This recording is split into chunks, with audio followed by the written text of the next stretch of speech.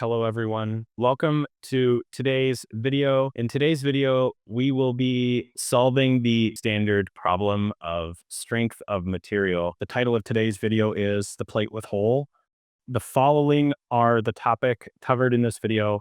First, we will look into conceptual understanding of average normal stress, stress discontinuity, and Saint-Venant's principle. We will then look into the stress concentration factor for plate with hole and solve the problem in Ansys Workbench and compare the numerical result with analytical results.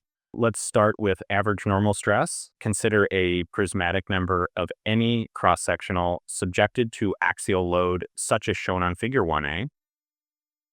Specifically, the cross-section is the section taken perpendicular to the longitudinal axis of the member. And since the bar is prismatic, all cross-sections are the same throughout its length, provided the material of the bar is both homogeneous and isotropic. That is, it has the same physical and mechanical properties throughout its volume, and it has the same properties in all directions. When the load P is applied to the bar through the centroid of its cross-sectional area, the bar will deform uniformly throughout the central region of its length, as shown in figure 1b.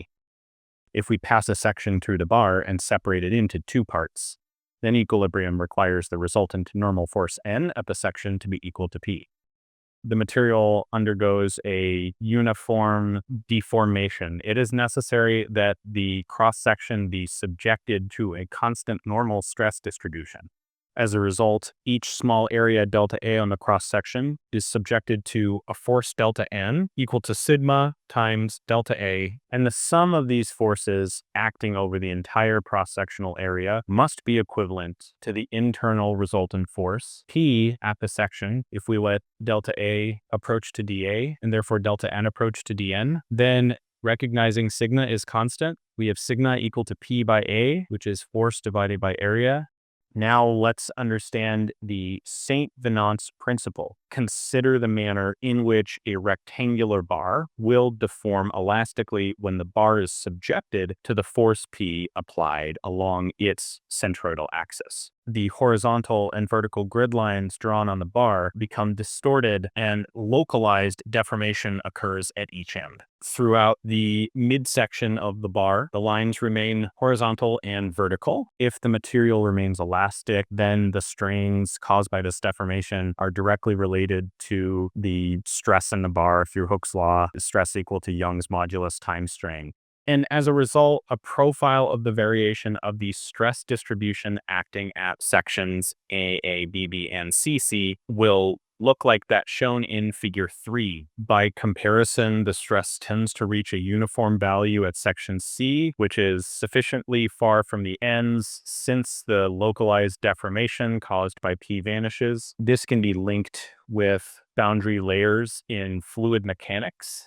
The minimum distance from the bar's end where this occurs can be determined using a mathematical analysis based on the theory of elasticity. It has been found that this distance should at least be equal to the largest dimension of the loaded cross-section. Hence, the section C should be located at a distance at least equal to the width, not a thickness, of the bar. In the same way, stress distribution at the support in figure 2 will also even out and become uniform over the cross-section located the same distance away from the support. The fact that the localized stress and deformation behave in this manner is referred to as Saint-Venant's principle. Now let's come to the main topic of today's video, which is stress concentration factor. From Saint-Venant's principle, it was pointed out that when an axial force is applied to a bar, it creates a complex stress distribution within the localized region of the point of load application. However, complex stress distributions arise not only next to concentrated loading, they can also arise at sections where the member's cross-sectional area changes. Consider, for example, the bar in figure 4, which is subjected to an axial force, P. Here, the horizontal and vertical grid lines deflect into an irregular pattern around the hole centered in bar figure 4a. The maximum normal stress in the bar occurs on section A, since it is located at the bar's smallest cross-sectional area. provided that the material behaves in a linear elastic manner. The stress distribution acting on this section can be determined either from a mathematical analysis using the theory of elasticity or experimentally. Regardless of the method used, the general shape of the stress distribution will be shown in figure 4b. In engineering practice, the actual stress distributions in figure 4 do not have to be determined. Instead, for the purpose of design, only the maximum stress to these sections must be known. Specific values of this maximum normal stress have been determined for various dimensions of each bar, and the results have been reported in graphical form using a stress concentration factor K. We define K as a ratio of the maximum stress to the average normal stress acting at the cross section. Peterson's stress concentration factors provide empirical formula to estimate SCF based on the net cross-sectional area. Now we will define our problem. We will consider 4 cases for L by H as 0.8, 1.2, 1.6, 2.4, and D by H varies from 0.1 to 0.4 for each case, with thickness as 5 millimeter and load equals to 1,000 newtons. Below are the case's details. The analytical SCFs and maximum stresses are calculated as shown in previous slides and also shown on the bottom table. We will use symmetric boundary conditions to further simplify the modeling. We will only model 1/4 of the geometry since our problem is symmetric about X and Y axis. Also, loading and expected response is symmetric. Also, we will be solving this problem as 2D plane stress, since the thickness is very less compared to the height. Plane stress assume that there is no variation of stress and strain over the thickness. Drag and drop the static structure into the project. We will be using default material properties as we will be only dealing with stress in this problem. Open design modeler, change the unit to millimeters.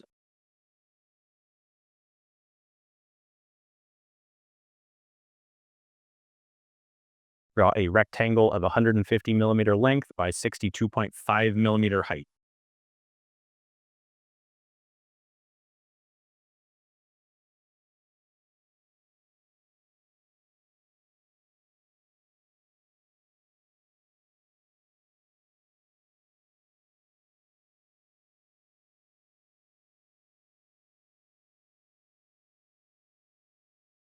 Draw a circle of 12.5 millimeter diameter.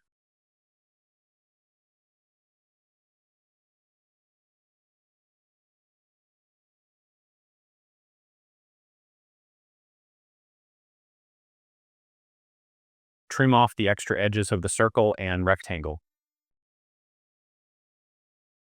Make a parameter for hole diameter, length, and height.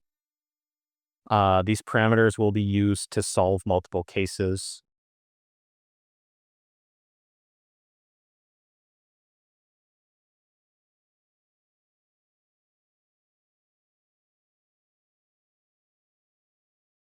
Make a surface using surface with sketches.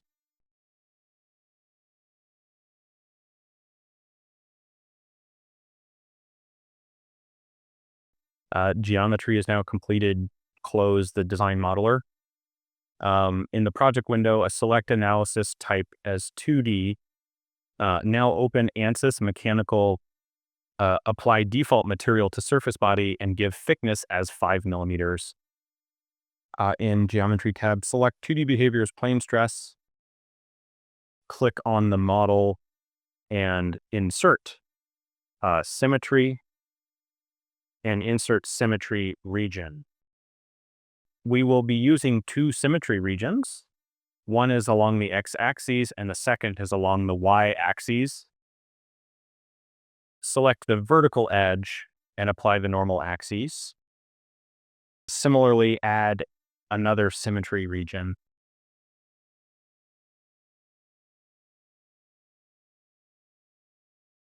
Generate mesh with global sizing of 1 millimeter for initial solution. This will further modify locally when we apply convergence, add force in positive x direction.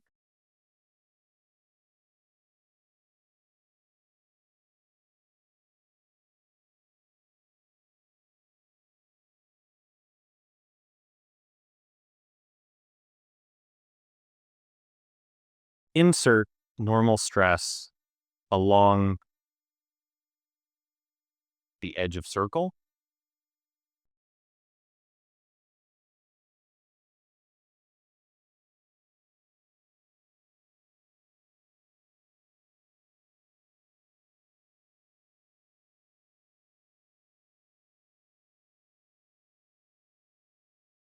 Insert the convergence and use allowable change as 1e raise to -4. Similarly, add normal stress to the whole body. Insert path using construction geometry and select 2 points of the edge and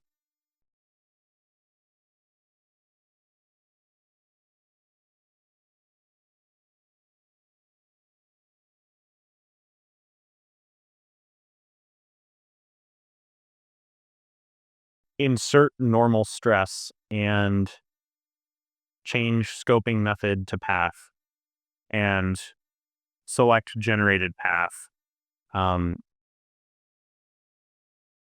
Click on Solution tab and change the max refinement loop to 10 and max refinement to 3. Now click on Solve and click on the convergence to see the live plot of the convergence. Let the run continue till the convergence is achieved. So we can see after 9 iteration, the convergence is achieved. Check the result for maximum stress, normal stress, and stress distribution along the path. And to see the mesh, click on normal stress and change option of edges to show element.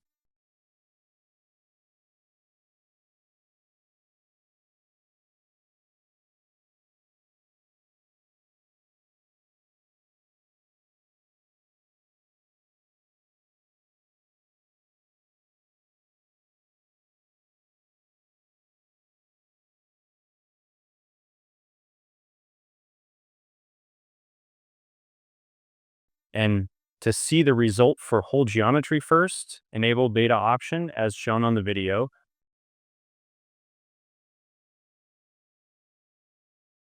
Click on the Symmetry tab and use number to repeat as 2 and method as half. Input small value close to 0 on delta x and delta y. And now click on Result. This will show the whole geometry.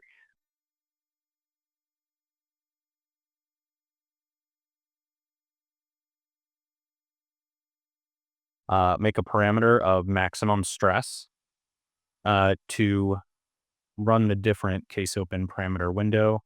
We can see 3 input parameters, which are hole diameter, length, and height, and output parameter as maximum stress. To update the whole project change, retain design point as update full project. Input the new parameter and click on the update all design points.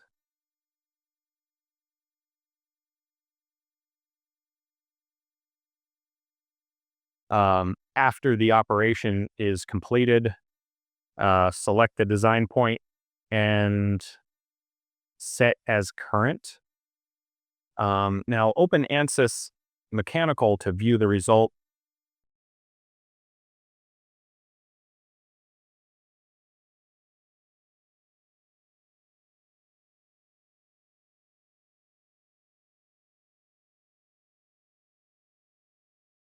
As you can see, convergence has created very fine local mesh to capture the stress accurately.